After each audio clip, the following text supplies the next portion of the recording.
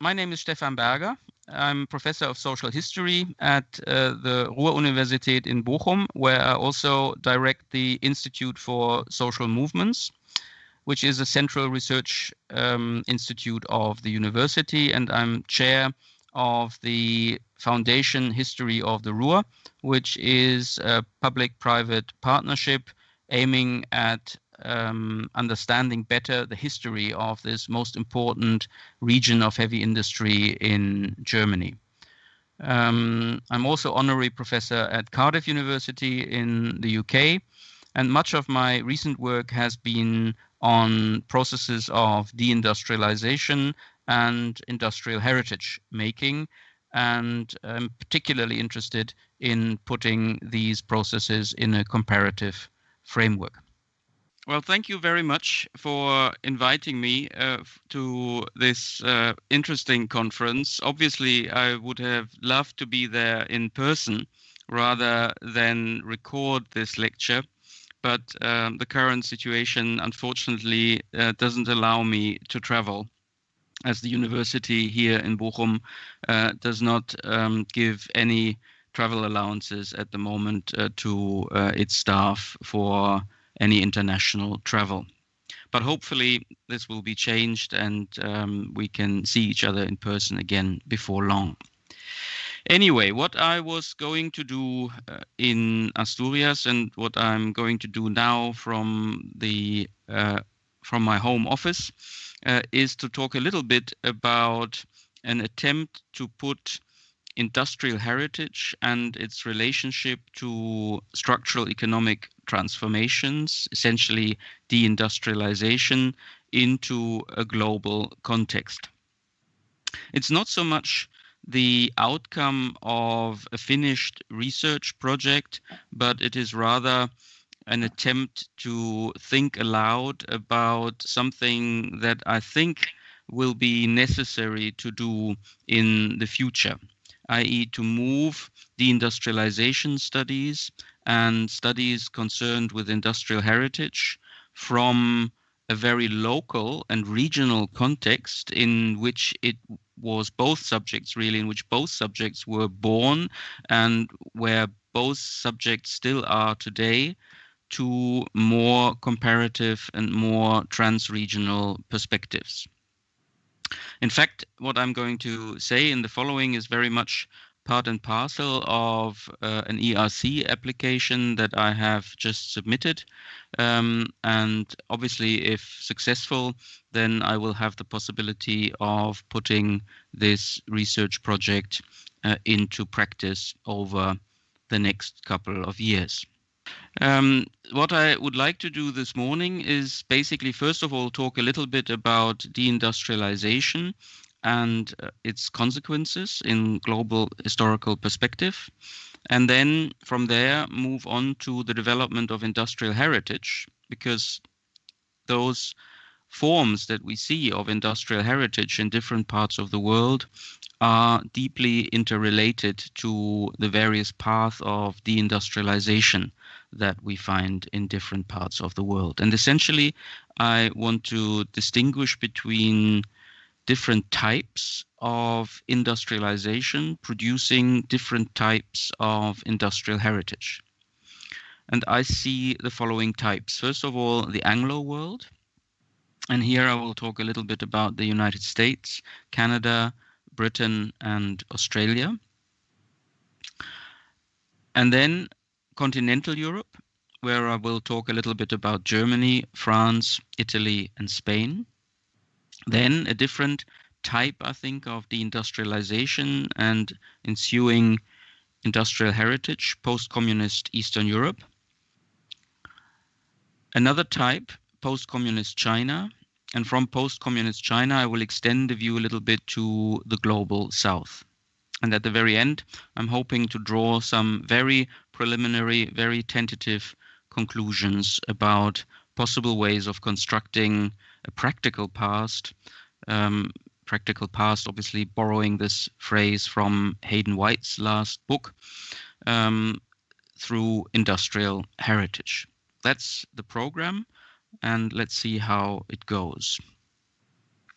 Now, if we start with deindustrialization and its consequences, then of course deindustrialization is often perceived as a phenomenon that takes place above all in the northern industrial half of the globe. But if we look a bit closer, we can of course observe that it is a truly global phenomenon, because even in the global south, which often benefits from deindustrialization in the global north, industries moving from the global north to the global south. But even within the global south, we have pockets of deindustrialization. So it is not at all a phenomenon that we can only find in the global north, despite the fact that even if we look at deindustrialization studies, the overwhelming majority of those studies are at the moment on the global north.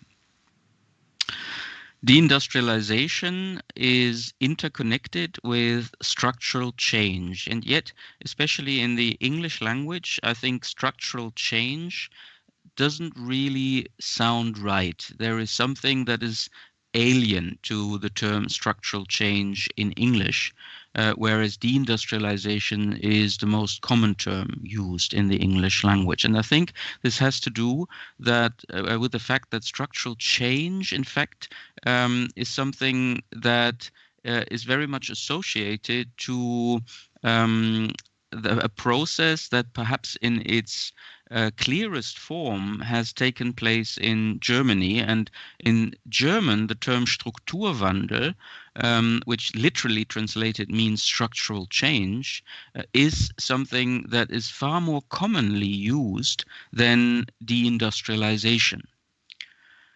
Now, why is that? I think it has to do with the fact that structural change, Strukturwandel in German, has positive connotations, whereas deindustrialization has negative connotations.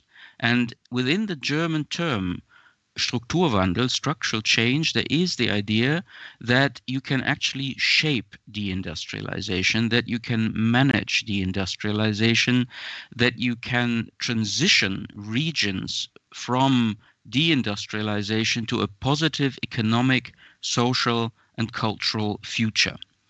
So we have already in the language, I think, two very different concepts of what is going on under conditions of deindustrialization. And that is also reflected, I think, in different pathways to industrialization and from industrializations. And I will talk a little bit more about that when I introduce the different types. Now, obviously, deindustrialization or structural change is an economic process. It has to do with economics. It has to do with the fact that certain industries are no longer profitable in the global north and they move to the global south, where the respective industries can produce their goods and products far more cheaply than they can in the global north. But deindustrialization is, of course, much more than an economic process.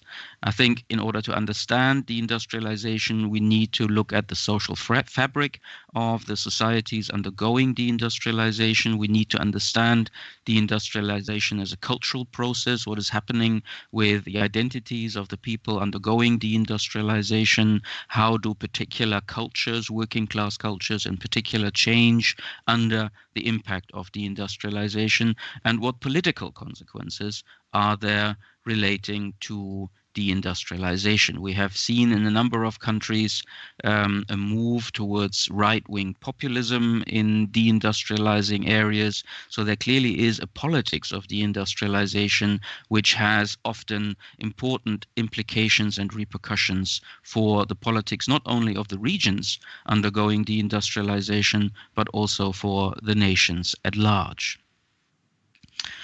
Now, I think we can also differentiate between the management of deindustrialization from above, so people who are in positions of power, either in government or in industry, and who attempt to shape deindustrialization in a variety of different ways from above. And at the same time, we have from below responses to deindustrialization from those most affected by deindustrialization, i.e. The workers who used to be working in those industries who are now no longer functioning, and social movements, urban social movements, but also labor unions, labor movements who are trying to protect their members from the effects of deindustrialization and are also in some way, shape or form trying to suggest policies in order to come to terms with the economic processes of deindustrialization. And I think we need to pay attention to the interactions between the management of deindustrialization from above and the responses to deindustrialization from below. In order to do that, I think we need to put into conversation deindustrialization studies with heritage studies, but also with memory studies, because a lot of the processes that are cultural processes in regions undergoing deindustrialization have to do with memory.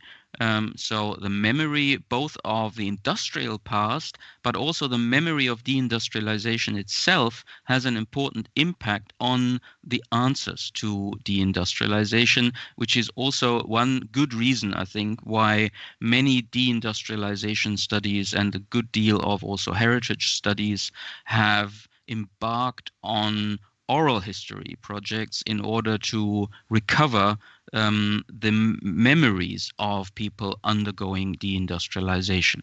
And I think we also need to bring into play social movement studies. So the idea that we look at those movements, be they urban social movements, be they labor movements, who were most directly confronted with the consequences of deindustrialization and who were often struggling to formulate answers to deindustrialization. Now, if we look at the development of industrial heritage and its relationship to path of deindustrialization, then we can see that the construction of industrial heritage or the refusal to construct industrial heritage both are strongly related to forms of memory politics. I've tried to put this into a kind of comparative perspective in a special issue of the journal Labor, which you see pictured here on deindustrial heritage that I co-edited with Stephen High in 2019.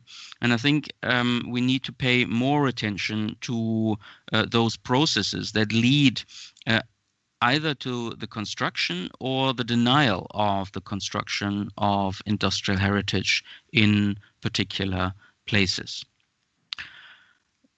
Now, I've completely failed, I think, to address the pictures that I had in the other slide. So if I go back, pictured here is the largest steelworks in Europe today, which is in the Ruhr area of Germany, which has undergone massive deindustrialization over the last half century. But I put it here to show that, of course, deindustrialization processes are something that are usually not happening overnight, and that we also often have parallel processes of still industrialization and industrial companies being very important to particular regions and deindustrialization processes. And in the slide before that, I pictured a book I published this year in 2020, where I, for the first time, especially in the introduction and the conclusion, have tried to develop some of the ideas about global perspectives on deindustrialization that I'm also talking about today. Now, continuing with this question of the construction or non-construction of industrial heritage, I think if we see this as being related to forms of memory politics, then I would suggest it makes sense to put it into a theoretical framework of memory studies that has been discussed within memory studies over the last 4 or 5 years. And that distinguishes between different forms of memory regimes. And there are three memory regimes according to this theory of agonistic memory: antagonistic memory, cosmopolitan memory, and agonistic memory. And the question that we need to ask, I would argue, is what memory regime fits which pathway of deindustrialization, if we look at this in comparative perspective. Now, perhaps for those of you who are not familiar with this theory of agonistic memory, it really goes back to an article that was first published in Memory Studies in 2016 by my colleagues Hans Lauger Hansen and Anna Cento-Bull, entitled On Agonistic Memory. And it sets out these three different regimes of remembering. The theory of agonistic memory has been deeply inspired by the work of the political theorist Chantal Mouffe, who has written on agonistic politics. And this is an attempt by Hansen and Bull to translate the ideas of Mouffe into the field of memory studies. Now, in a nutshell, what they are arguing is that you can differentiate between antagonistic, cosmopolitan, and agonistic memory frames. Antagonistic memory frames, they argue, are frames which distinguish clearly between a positive us and a negative them. It has a clear picture of heroes that belong to the us and of villains that belong to the them. It works very much through passions of identity, of identification with the us. It is extremely monologic. It is only oriented towards the us, and the them, the other, is only there as a negative force to reinforce the positive identity of the us. Classic forms of antagonistic memory we find in nationalism. So nationalist movements usually work through forms of antagonistic memory. But we also, of course, find them in communism, where you also have a very antagonistic memorial frame, usually the heroes being the working class and the villains being the capitalists. So we find them in a range of ideologies that were powerful in the 19th and 20th centuries. Cosmopolitan memory also works through binaries. It also works through identifying an us and a them. And usually the us is sort of those people who feel committed to liberal forms of humanitarianism, to a strong human rights discourse, which it juxtaposes to the totalitarianisms of the 20th century, fascism and communism, which is the negative them in theories of cosmopolitan memory. Very much works through identification with the suffering of the victims of totalitarianism. It's very much a victim-centered discourse. And it works through the passions of compassion with the victims. It is not monologic. It accepts that there is a certain perspectivity in memory, and it is self-reflexive. It reflects its own positionality within the kind of multiple positions that we can find in memory discourses. But ultimately, what cosmopolitan memory aims at, in the kind of model of political theory that is very much associated with the theory of deliberative democracy, associated with Jürgen Habermas and others, what it aims to is to, through dialogue, to arrive at consensus. The aim at the end is to arrive at consensus. And once cosmopolitan memory has arrived at consensus, there are those who are within the consensus and those who are without the consensus. And then the dialogue stops. Then the kind of only those who are inside that consensus can still be part of the dialogue. And then the third memory regime, agonistic memory, this would be a memory that is aiming at overcoming the binary setup of memory frames. Rather than thinking of an us and a them, it aims at radical historicization. So the idea that you are aiming at understanding through memory the different positions of actors in the past. And that does not only concern the victims of past conflicts, but it also concerns the perpetrators, and it also concerns the bystanders. So there is an attempt to be even more self-reflexive. And especially, and I think this is important, there is no attempt to arrive at consensus.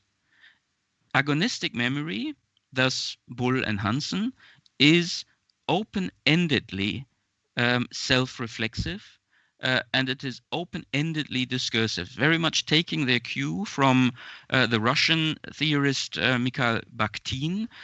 Bull and Hansen argue that there is in agonistic memory the recognition that there are different politics, and that these different politics are based on irreconcilably different interests. And it is a matter of the political process to decide which of these memory regimes ultimately will have the upper hand. Therefore, theories of agonistic memory are also attempting to repoliticize memory, arguing that cosmopolitan memory, through its attempt to find consensus, has in fact depoliticized memory. So it is an attempt to repoliticize memory and to give voice to those who in cosmopolitan memory have been left without a voice because they are standing outside of the consensus. The theories of agonistic memory work through the passions of solidarity, which also shows that the proponents of agonistic memory find themselves politically very much on the left. And that they are trying, just like in a way Muff has been trying with her agonistic politics to give a voice to a left that has been left speechless, according to Muff, by the neoliberal consensus that included much of social democracy in the 1990s and 2000s. So the theory of agonistic memory is also trying to reinforce the memory politics of a left. Now, I talked about this in quite some length because I think in my framework of comparing different pathways of deindustrialization and accompanying pathways of industrial heritageization, this theory of memory has an important part to play in understanding what has actually been going on, and how we construct those comparisons. Because taking our cue from theories of agonistic memory, we can ask which actors tell which narratives in order to promote which memory politics in processes of deindustrialization. And I think what is very helpful here is also the various ideas surrounding critical heritage studies. Critical heritage studies very much taking their cue from Laura Jane Smith's book, I think of 2004, on critical heritage, which since then hasn't tired really to draw attention to the power imbalances that are always visible in the making of any type of heritage, including industrial heritage.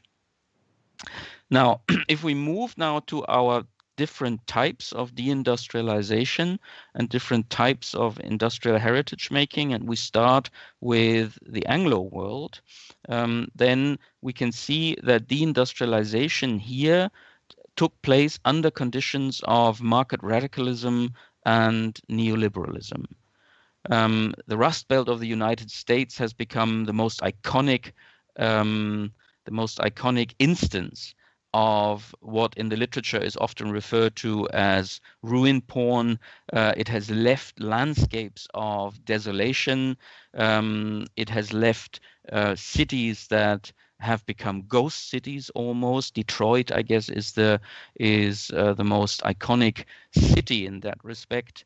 And the idea here was that the market, you just have to leave the market alone if companies go bust, they go bust. People will have to move elsewhere or find jobs elsewhere, and you just need to leave the market on its own, and then you will have an economy that finds its own way out of the crisis. A deep belief in market forces that is behind a lot of neoliberal ideas.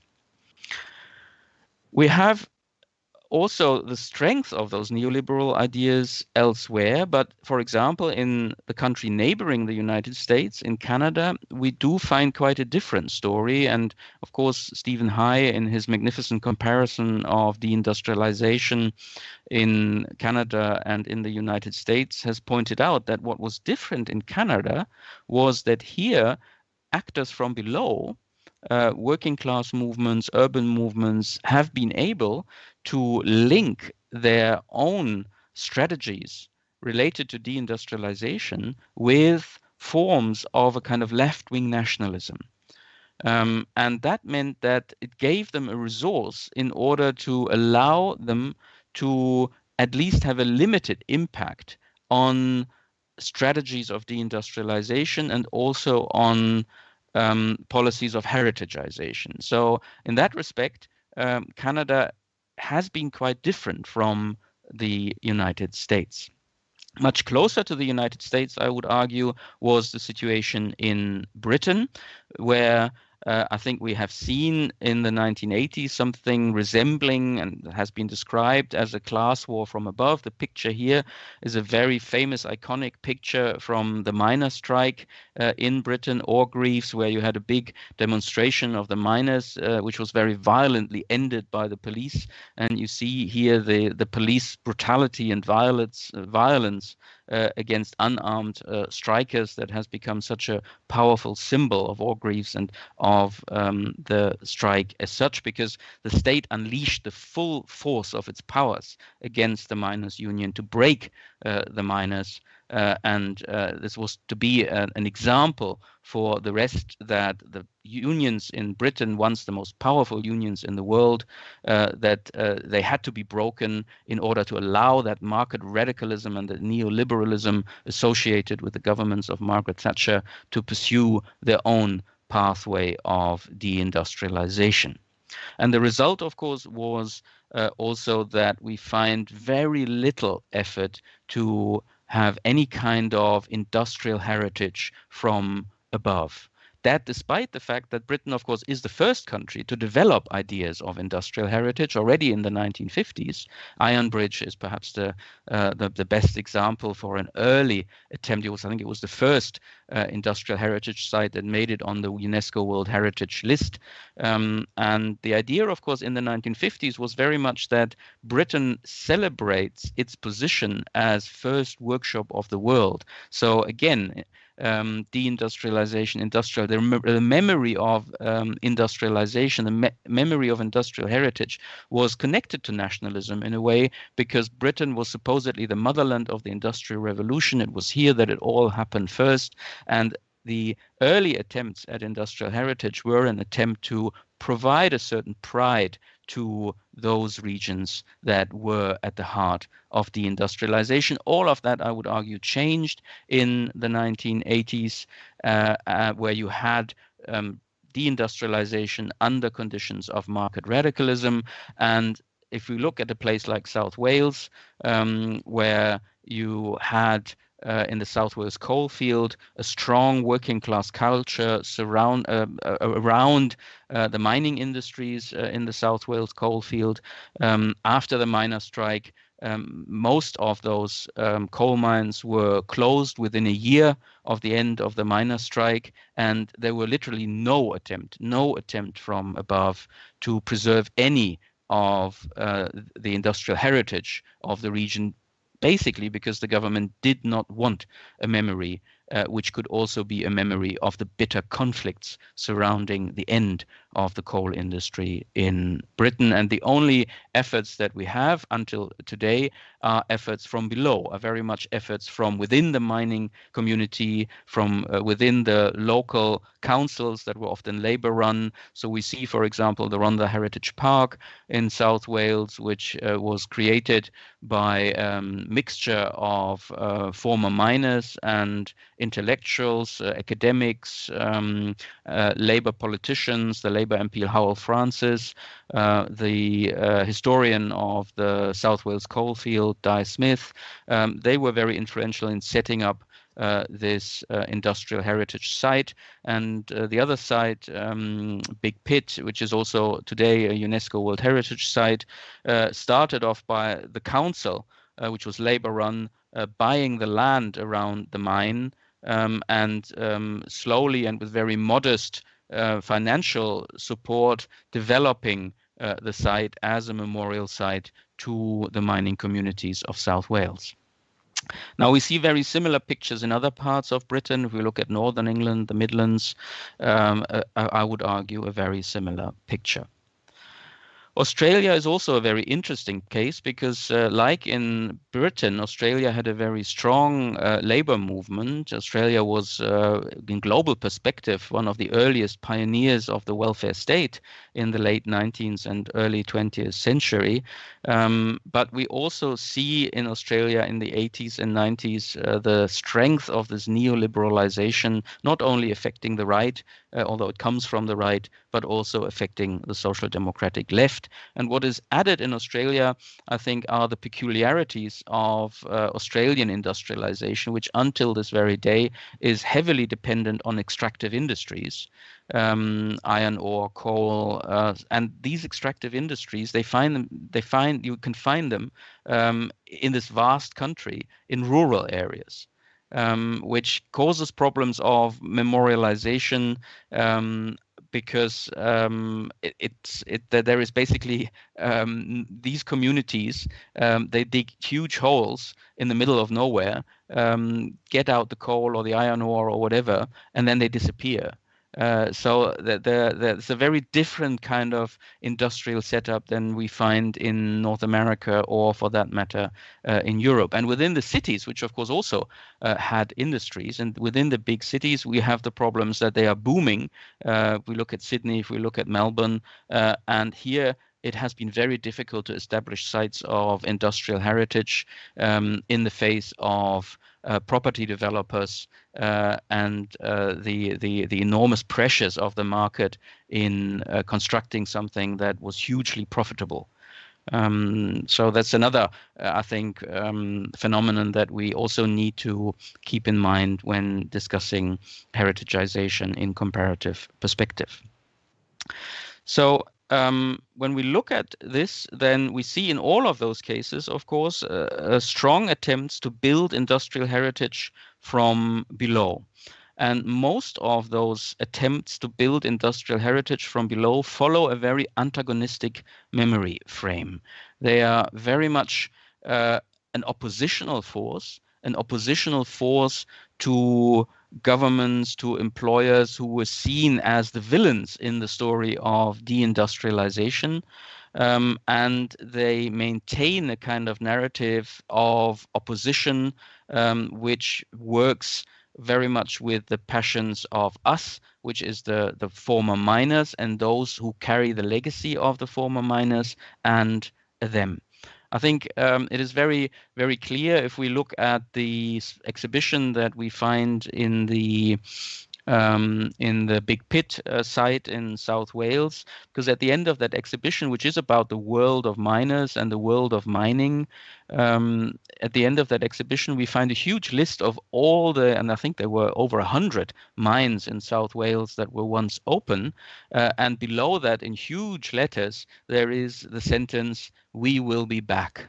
And of course, everyone knows that they won't be back. But it is this message of defiance and the message of opposition that characterizes, I think, the industrial heritage attempts from below in places where we see forces of market radicalism pushing through deindustrialization and providing often an atmosphere of class war from above. Now, if we look at continental Europe, we find a very different story. And I think this has to do with the fact that we have much stronger corporatist traditions in continental Europe, both liberal corporatism connected to democratic frameworks and illiberal corporatism connected to right-wing authoritarian or fascist regimes. And I think the strength of corporatism in Europe, in continental Europe, means that we also find more managed pathways to deindustrialization. We have a much stronger role of employers and unions collaborating with the state in finding pathways of deindustrialization that allow also the memory of the industrial past and the memory of deindustrialization to be represented at sites of industrial heritage. It's very much a regional process, which is, I think, also why we need to pay attention to forms of what goes on in the regions. And again, I've pictured here a volume I did with two of my colleagues here in Bochum on industrial heritage and regional identities. The best example, I think, is that of Rhinish capitalism in Germany, which ultimately led to the production what can be described as a kind of world superpower in industrial heritage in the Ruhr.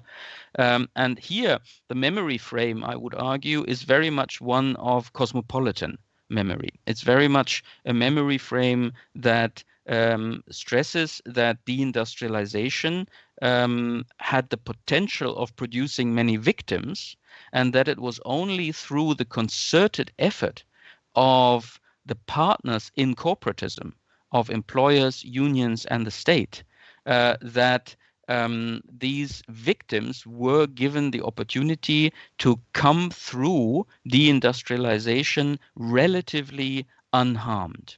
So that we have the proud story of an industrial region that was very important in the case of the Ruhr for the industrialization of Germany, associated with a very proud story of deindustrialization, where through various schemes, early retirement, retraining, the idea is that you avoided mass unemployment, you avoided mass dislocation of people, and you provided for a transition of a region that was once almost completely dependent on coal and steel to a region which has a much more diversified structure, economic structure, but a structure that still provides positive future scenarios for the people who live in that region.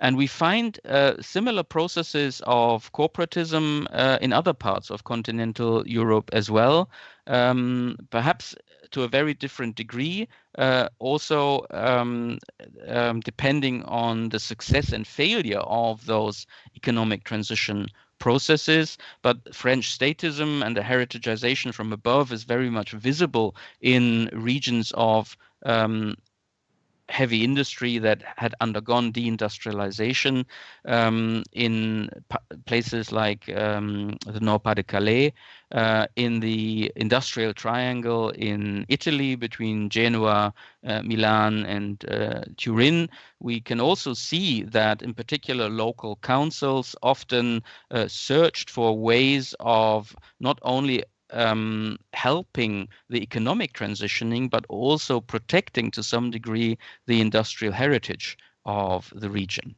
Although the industrial triangle works much less as a region, it really has a much weaker identity as a region as, say, the Ruhr region in Germany, because of the particular setup of regional identity in northern Italy, which is much more centered on cities, on urban spaces, than on regions.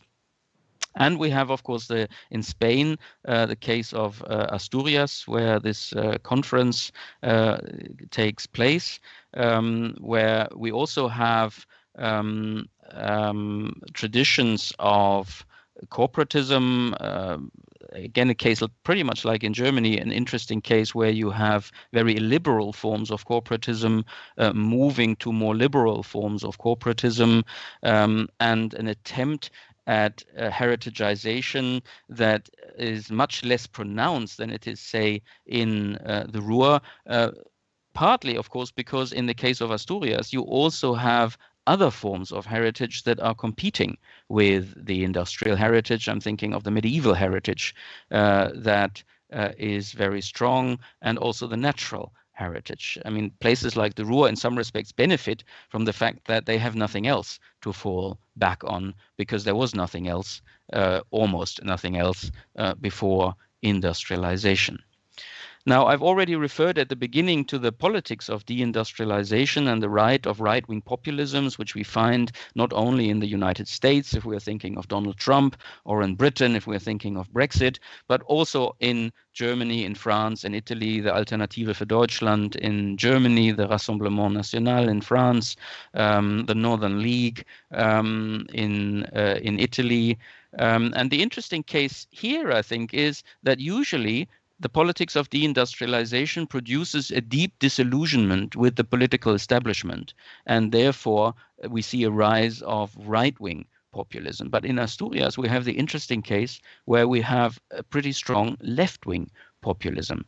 And the question, I think, that needs answering: why do we have this left-wing populism in Asturias? What was it in the pathway of deindustrialization that has led to the strength of or the emergence of left-wing populism in Asturias? And I'm sure there are many people at the conference who can give me, can attempt to give me an answer to this one, because they know a lot more about Asturias than I do.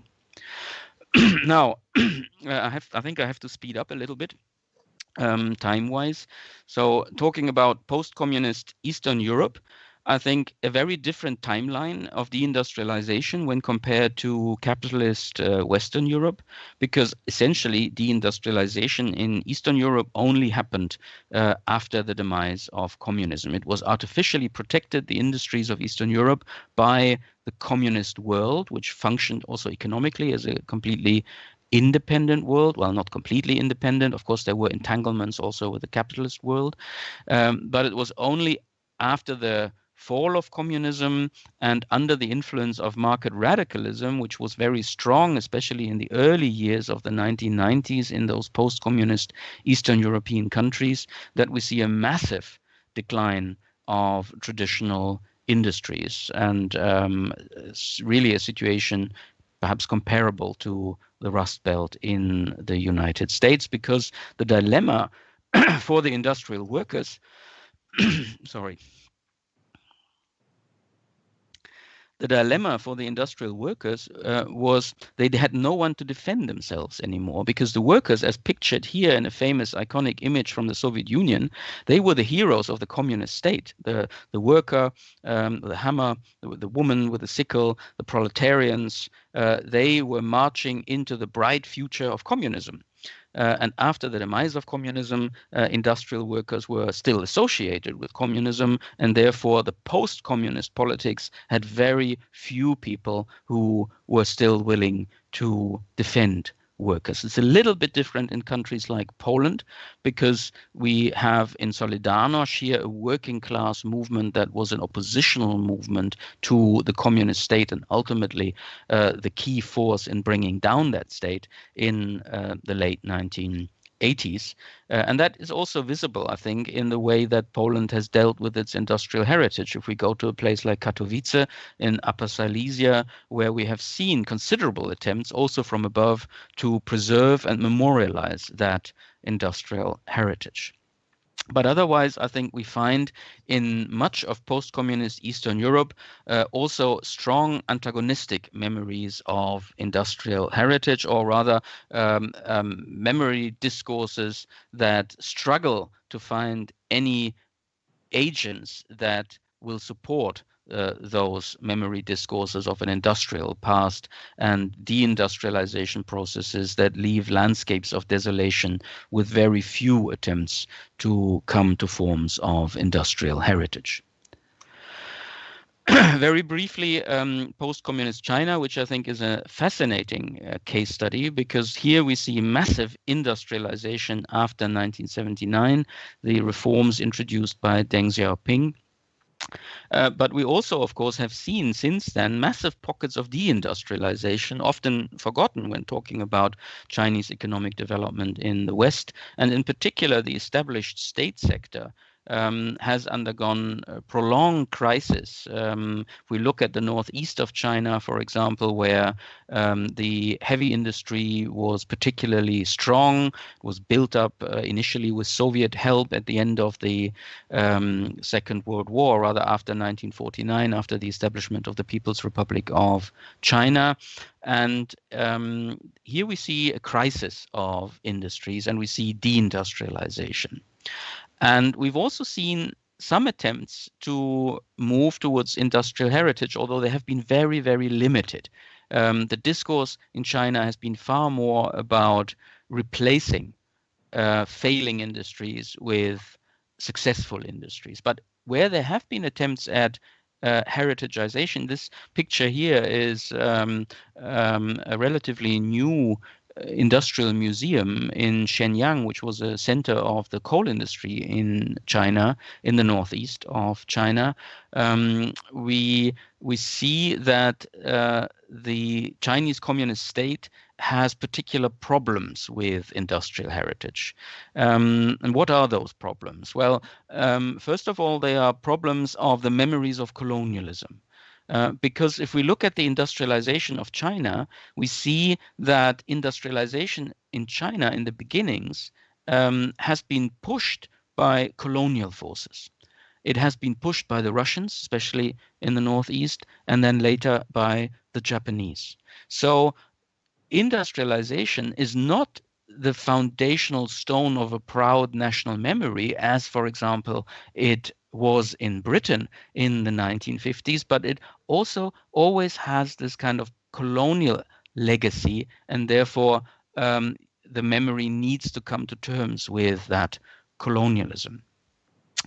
What the communist regime in China has done, it has tried to erase the memories of colonialism rather than picking them up and dealing with them, and instead almost exclusively focusing on communist achievements of the past, and the Communist Party in the memorialization processes of industrialization is absolutely paramount. An attempt to create, if you like, long-term legacies of the Communist Party being the ones who successfully shape the Chinese path to communism, as it is often called today. So we have here an example of a strong heritageization from above.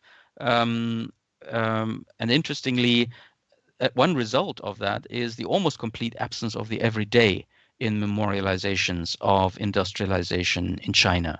It is all about economic achievements of communist officials and functionaries, but ordinary workers, for example, hardly feature at all.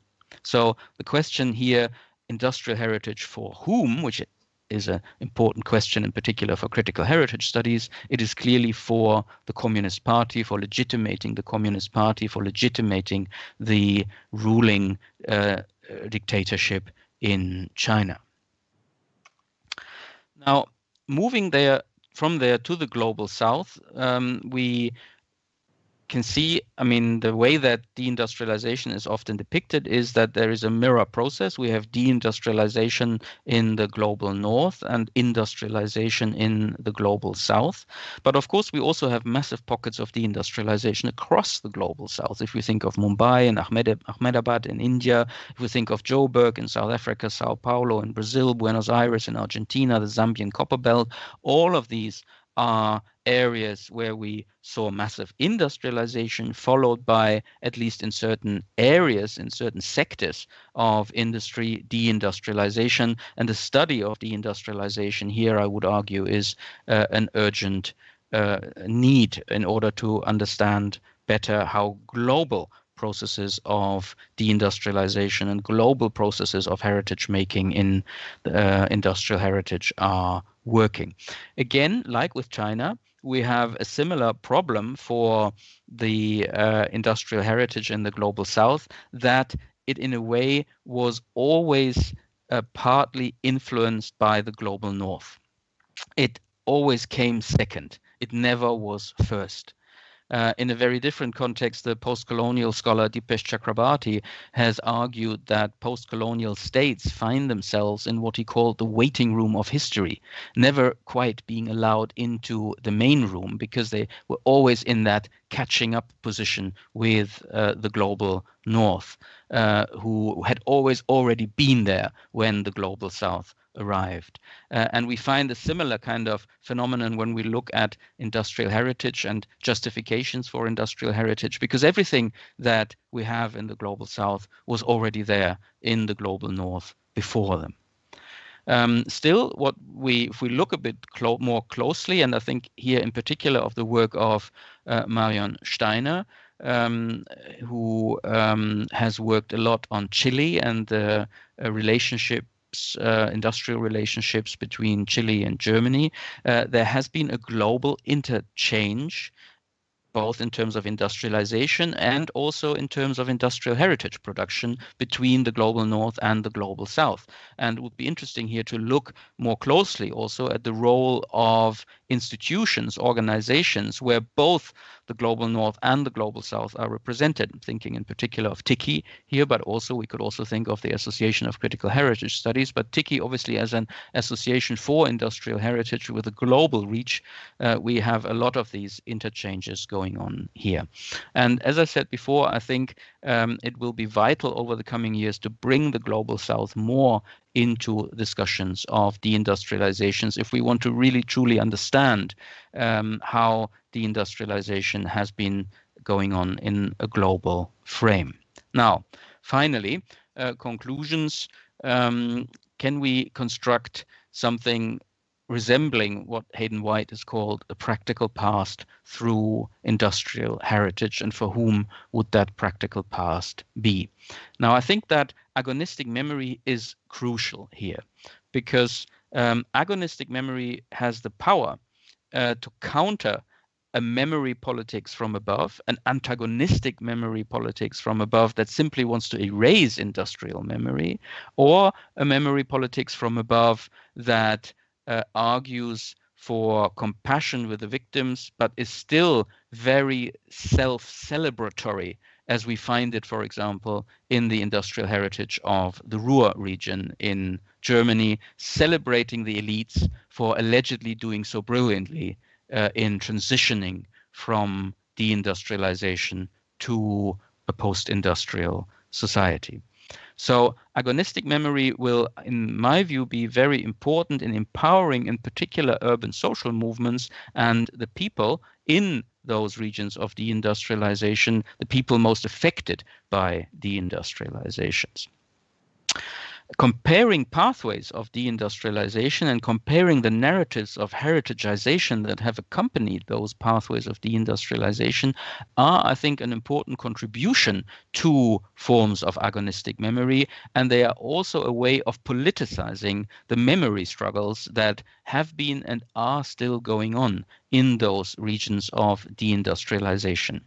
I think they will play a key role in delegitimizing market radicalism by showing clearly the landscapes of ruination and the disastrous balance sheet that has been left by market radicalism in terms of answers to deindustrialization. And I think agonistic memory will also be in a unique position to ask, if we manage deindustrialization in the mold of the continental European states, for whom do we manage it? Who are actually the beneficiaries of that management of deindustrialization? Is it the kind of new middle classes that we often find emerging in those deindustrializing areas? And I can see a certain correlation between the support for industrial heritage and the new middle classes, who are often most enthusiastic about industrial heritage, and this kind of particular management from above. I think what we need to aim for is a scholarship and a memory politics of industrial heritage, and I very much see scholarship as part and parcel of that memory politics that enables the agency of the people in those regions, that enables social movements speaking for those people in the processes of deindustrialization. And therefore, I think agonistic memory and using agonistic memory in studies of deindustrialization and industrial heritage will also allow us to understand industrial heritage as part and parcel of an ongoing political struggle. Thank you very much for listening.